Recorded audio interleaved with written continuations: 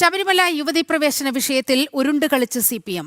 സത്യവാങ്മൂലം തിരുത്തി നൽകാൻ സർക്കാരിനുമേൽ സമ്മർദ്ദം ശക്തമാക്കുകയാണ്. എന്നാൽ കൃത്യമായ നിലപാട് പറയാൻ CPM-ഉം സർക്കാരും തയ്യാറാകുന്നില്ല. ശബരിമല യുവതീ പ്രവേശന വിധിക്കെതിരായ പുനഃപരിശോധനാ ഹർജികൾ നാളെ സുപ്രീംകോടതി പരിഗണിക്കാനിരിക്കെയാണ് സർക്കാർ ഒളിച്ചുകളി തുടരുന്നത്. ശബരിമലയിലെ യുവതീ പ്രവേശനത്തിൽ നിലപാട് വ്യക്തമാക്കാതെ ഒളിച്ചുകളി തുടരുകയാണ് CPM. യുവതീ പ്രവേശനത്തിൽ കൃത്യമായൊരു നിലപാട് പറയാൻ CPM-ന് സാധിക്കുന്നില്ല. 2018-ൽ വിശ്വാസി സമൂഹത്തെ വെല്ലുവിളിച്ചുകൊണ്ട് ആക്ടിവിസ്റ്റുകളെ ശബരിമലയിൽ പ്രവേശിപ്പിക്കുവാൻ നടത്തിയ നീക്കങ്ങളിൽ സർക്കാരിന് തിരിച്ചടി ലഭിച്ചിരുന്നു. ജനങ്ങളുടെ കണ്ണിൽ പൊടിയിടാനായി വിശ്വാസികൾക്കൊപ്പമാണെന്നും ശബരിമലയിലെ ആചാരങ്ങൾ സംരക്ഷിക്കുമെന്നും വിശ്വാസി സമൂഹത്തിന്റെ വികാരങ്ങളെ വ്രണപ്പെടുത്താൻ തയ്യാറാകില്ലെന്ന ന്യായീകരണങ്ങൾ നിരത്തി CPM രംഗത്ത് വന്നുവെങ്കിലും ഒളിഞ്ഞും മറിഞ്ഞും CPM-ന്റെ പഴയ പ്രസ്താവനകൾ പ്രകടിപ്പിക്കപ്പെട്ടിരുന്നു.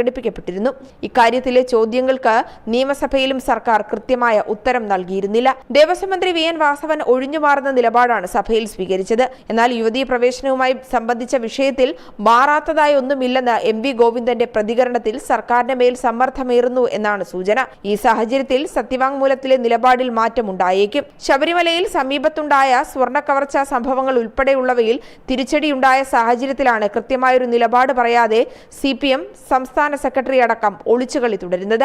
നാളെ സുപ്രീംകോടതി പുനഃപരിശോധനാ ഹർജികൾ പരിഗണിക്കുമ്പോൾ സംസ്ഥാന സർക്കാർ സ്വീകരിക്കുന്ന നിലപാടറിയാൻ കാത്തിരിക്കുകയാണ് വിശ്വാസികളും പൊതുസമൂഹവും. ജനം, തിരുവനന്തപുരം.